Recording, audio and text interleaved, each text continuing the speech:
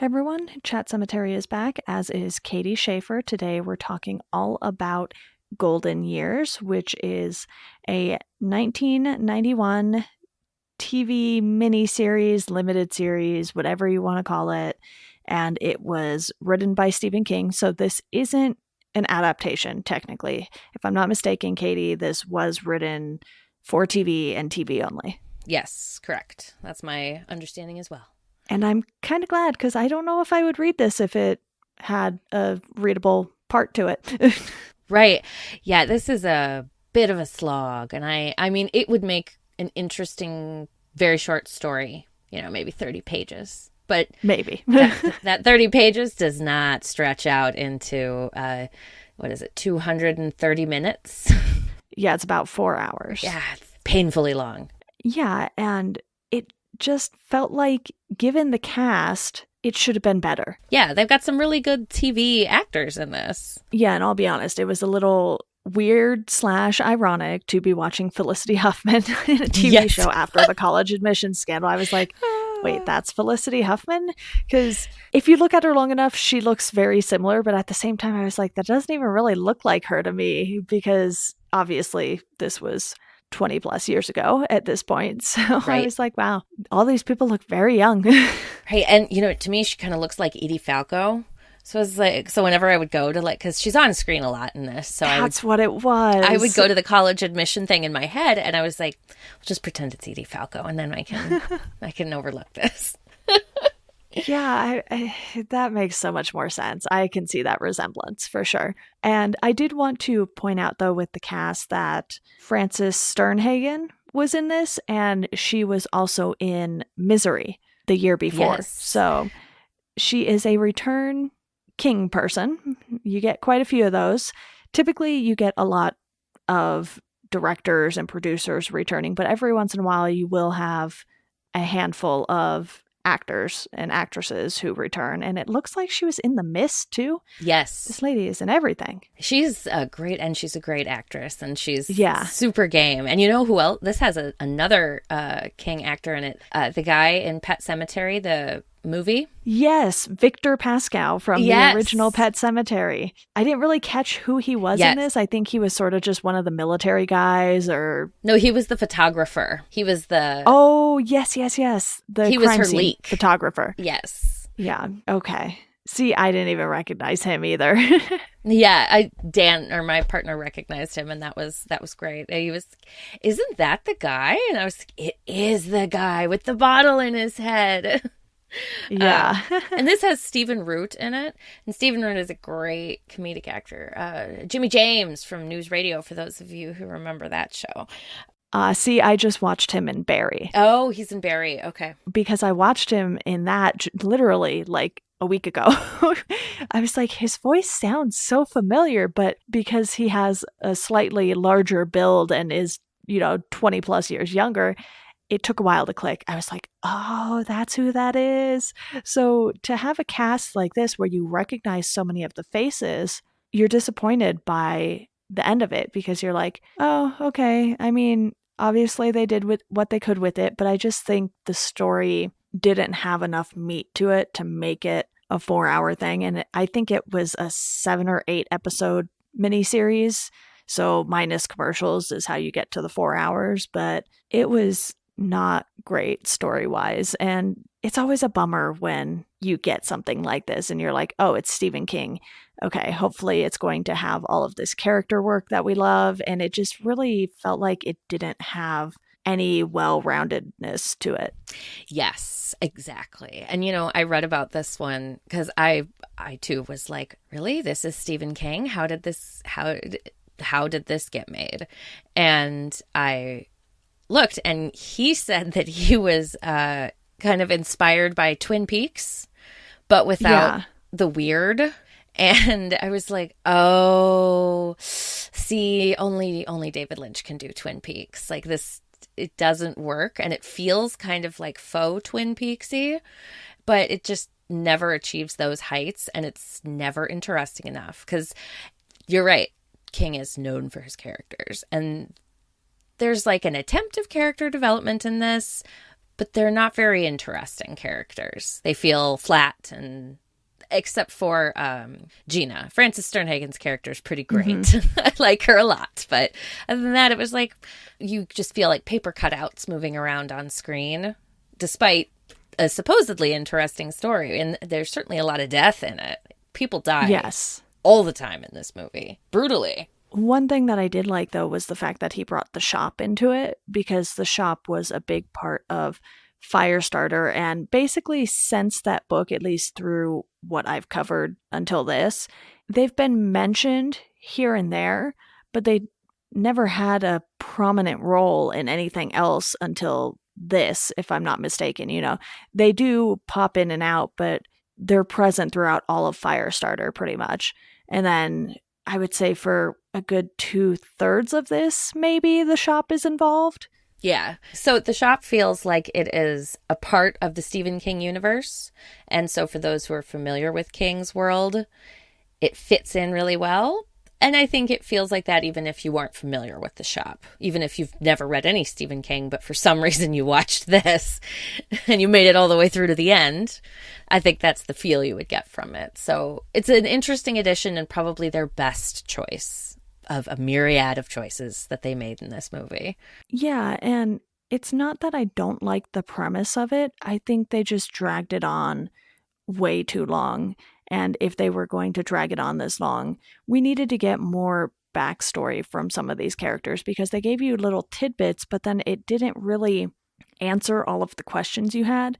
You obviously find out about the history between Terry and Jude and them working at the shop together. So once you find out that Terry works at, or formerly worked with the shop, you're like, okay, she has a much different perspective than, you know, General Cruz does. So she is able to advise him in a way that another security agent would not be able to. Yeah. And I think that I was hoping for more backstory about Gina and Harlan, because they kind of feel like they're supposed to be the heart of the story. And, you know, Harlan's injury is what's driving the whole thing. And we never get that. Instead, we get a lot of stuff about the shop that feels repetitive. Yeah, another character I would have liked to see a little more background on, because they started to go in that direction but then stopped, was Dr. Todd Hunter, because they have him visiting his father's grave. And I was like, oh, okay, there's something interesting here. And someone brings up his father again later. I don't remember who it was. It might have been someone from the shop. Knowing Jude, it was him. And I was kind of like, okay, what's the deal with this guy and his father? Was his father a scientist who had some great accomplishments and he's trying to follow in his footsteps? Kind of what's going on? And we never really get the answer. We just see him continuing to bury watches. Yes. And it was all very weird. And, you know, he was very much the mad scientist. But because they went in that direction, I was like, but what? What is it about this relationship with his father that makes him want to succeed at what he's currently trying to do? And we never get an answer to that. Right. And Todd Hunter, who has the best name, I have to say. I couldn't help how much I thought that was great. And he's such a silly character and he's so over the top. And I think he, like so many of these characters, suffer from the fact that this was intended to be like a long pilot, kind of, and they wanted to get like a whole show to explain it. And so I think these are supposed to be like little tidbits, but since they didn't get that whole show, it's just it feels very lacking. I honestly don't see how the show could have been any longer. You know, there's plenty that they could have cut out and put in those character backstory moments, and it would have been much better paced. This story didn't feel well paced at all. I watched the first 2 hours because I have it on DVD, so it was a 2-disc thing. And after watching the first part, I was just like, how is there 2 more hours of this? And I feel like it doesn't really get interesting until the last maybe 30 to 45 minutes, if that, when the shop is hunting them all down. And by then, like, you just, it's like, oh, I just don't care anymore. I was like, I know this is the interesting part, but I just want it to be over because I've been watching it forever, and it's only Yeah. now starting to get entertaining. Yeah, and it's one of those things where, you and I both put 4 hours into this and we're kind of like, well, that was a thing we watched. And, clearly this is going to be a shorter episode than usual for something of that length. But it really just felt like there was so much lacking. And honestly, it had nothing to do with the cast and everything to do with how it was paced, how it was written. And since we have both read so many Stephen King books, we know that pacing can be a problem at times. And I kind of want to compare this to when we read the Tommyknockers, Yes. because that story could have been much more condensed. And I think you could have told this entire story in half the amount of time, if not even less. Yes. You could probably edit this version of it down into 2 hours. If you were actually going to, aim for a 2 hour, you could have cut a bunch of stuff out, put in some more character work, and then it would have been more interesting. But it just keeps going, and it never really, the worst part about it is that it keeps going and it keeps repeating. It gives us the Yep. same information over and over again. Like that the shop is scary, the shop is dangerous, we can't trust them, and look how dangerous they are. Did I mention they were dangerous?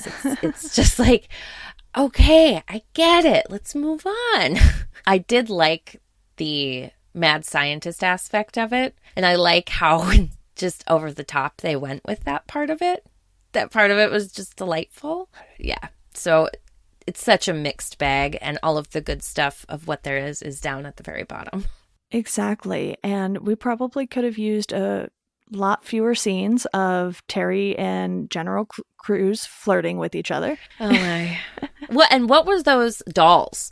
The dolls that were in her office that were like floating back and forth across the ceiling, that were these creepy. It was her target practice. It was like a digital target practice kind of thing. Right, I get that, but it was such a weird choice. Like, why did you put this in here? What purpose does this serve? And it never does. Like, it kind of felt like it was supposed to be something that, like, the dolls fall on somebody and then people escape or something. But no, nope, just a weird prop. True. I think what Stephen King tried to do with this was get a little weird, but just a little weird is not good enough when it comes to his stories. They either need to be something straightforward like Misery, or something extremely weird and bizarre like Pennywise and It. Yes. It's either, it feels You like. can't do it halfway. Yeah. Otherwise, it just feels like you're either not trying or you didn't mean to do it. Yeah. And that's very dissatisfying for audiences and viewers, readers, and whatever. Like, you're just not going to grab people because they're like, well, did you mean to do this, or is this on purpose? And that's never going to be a good result. You don't ever want your audience doing that. And that was how I felt throughout a lot of this movie. Yeah, I almost felt like Harlan should have gotten younger a little quicker too, because it was so gradual that you're like, well, he doesn't look that much younger.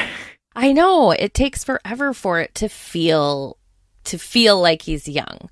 And I will say they do a pretty decent job with the age makeup in this, Yeah. which is really hard, especially in that time period and with that budget. So it's well done, but it takes forever for him to get really young. And so it's, by the end, it feels like, was he ever old? I don't know. It's only because, his wife stays old that it really feels like there's a contrast at all, because he doesn't really act different throughout the film. Right. On the note of the visuals, I did want to talk about some of the practical effects used and then some of the not so great CGI used. Oh, yeah. Because a lot of the explosions and everything like that, you can tell are practical. Yes. And I liked that about it, because those kind of things age well. Like when the lab blows up, you're like, okay, that's an explosion. It was big, looks good, we're fine. But then you get to that final sequence where Harlan grabs Gina and then they vanish. I don't really know what happened. It was so weird. I was like, okay, so he can cause earthquakes and teleport? I'm not totally sure there. And it's just this bright green light that looks so bad now.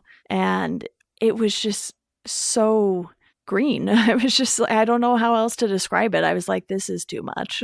Yes, it was. And they filmed that last scene like at the very end to add to the DVD release, and I'm sure the VHS release at the time, because when they didn't get picked up, the original ending that they showed on TV was a cliffhanger. And so when Stephen King's request to turn it into a show was denied, they shot a more ambiguously happy ending than what apparently ended in the original, which I could not find what actually happened. So that's why the one shown on TV is about 4 minutes shorter than the one shown on your DVDs. That makes more sense. And I kind of want to know what that original one was like then. Right. But I guess you and I will not get to see that anytime soon. I do want to note that I don't know if they aged Frances Sternhagen up a little for this, but this was 28 years ago and she's 89 now. So she was 61. Oh, they must have and been. She looked a lot older than 61 then. Yeah.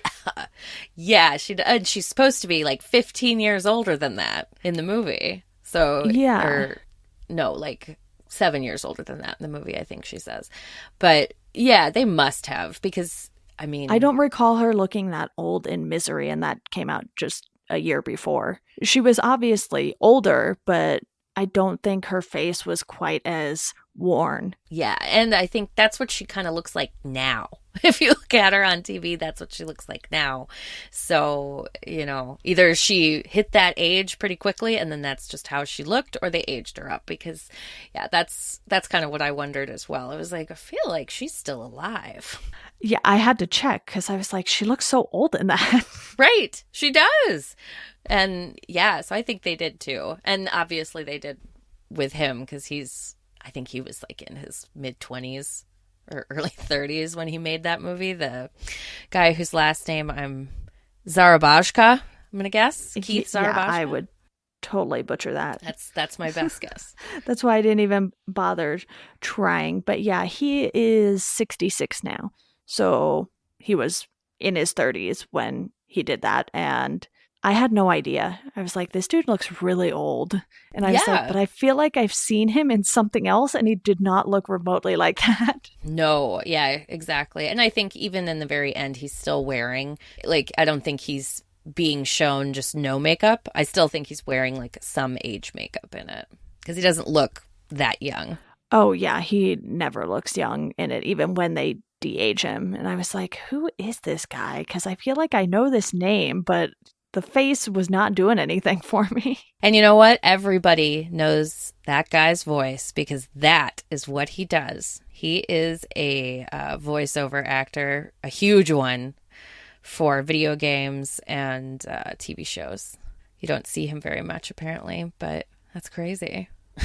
Yeah, he's done a lot of stuff. Angry Beavers, Fallout 76, Godzilla. Yeah. Yes, it's an interesting show on a very low level. I mean, if you're a King completist, that's the only way you should watch this. Or if you really want a shop fix, I guess. If you want to see another instance of that group. Yeah, a little unfortunate for us that we may or may not be completionists. Yes. Or completists, whichever is correct. I don't know. But I have to do it for this podcast, and that's kind of the only reason I watched this. I don't think this would have caught my attention otherwise. I didn't even know about this going into it, and I knew he had written a few things specifically for TV that were never adapted from something. I didn't know there was this, but I knew there was Kingdom Hospital, and then I had found out about Storm of the Century, which I have as either a movie or a TV show. I forget which it is, but then I also have like the screenplay for it. So as far as I know, that's the only like print version of it. Okay.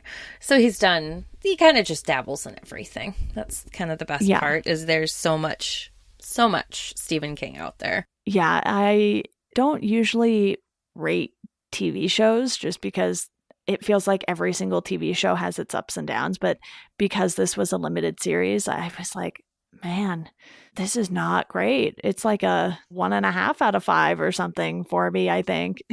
Yeah, I think I would rate this, or no, on Letterboxd, I believe I rated it a half star because I was just like, this is terrible. And like, I am a notorious lover of all things bad movie. I've seen every MST3K episode. Like, I love bad movies, but this committed the cardinal sin of bad movies. It's boring. And therefore Yeah. there's nothing to enjoy. You can tell why it didn't get picked up for a full season. Yes, yes, you can. I was like, if you wanted this, you really should have cut it down a lot, a lot. And, you know, even if you look at it, like I said, this was kind of inspired by Twin Peaks. Like, the first season of Twin Peaks is not counting the new one, is the best season because it's super weird. Super, super weird. Okay. And then, like, that's on my list of things to watch just because I've heard so much about it. It's great. It's super great. But then, like, it was made on regular television. And so they were like, too weird, dude. You got to tone it down. So the next couple seasons are like, okay, what happened to the show I loved? And then it ramps back up to crazy at the end of the third season. But that's kind of the thing I thought I was going with. It's like, well, with a show like this, you got to push it to super weird. And he just never does that in this. Yeah. Well, like I mentioned earlier, this is going to be a pretty short episode here. And, you know, that's going to happen every once in a while. Yes. With Stephen King stuff because there is so much of it. And if anyone listening to this has listened to all of the previous episodes, you know, there have been some TV movies that haven't done quite as well. And I think just by nature, a lot of the TV stuff is going to be hit or miss more so than the big theatrical releases. But even the theatrical releases, and still today, you know, something like The Dark Tower was not super well received. And I still haven't seen it because of that fact. You and others were all like, nope, not good. Don't do it. It's terrible. Oh, I think I gave that an incredibly low rating when I reviewed that one, I think, for Substream, and it was pretty bad. Yeah. But I will say, like, part of that is due to the time frame when it was made. Like, there wasn't really prestige TV outside of HBO and Showtime, you know, and now there's prestige TV all over the place. And there's the Dark Tower series coming out that's based on Wizard and Glass and Castle Rock. So now we're spoiled. Now we get lots of good King stuff because they have the money to make it look good. And that's a big challenge because if it doesn't look good, then no matter how great your story is, it's going to fall flat. Exactly. Well, Katie, thank you so much for bearing with me through this experience that was golden years. Yes, this was better. The podcast was better than the show by far.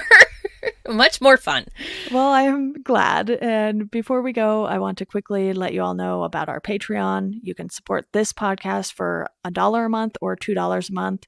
The first will get you a thank you on the show. The latter will get you a Chat Sematary sticker. There will be a link in the show notes to check that out. You can follow us at Chat Sematary on Twitter and Instagram. And as always, thank you all for listening, and we hope you enjoy the rest of your day.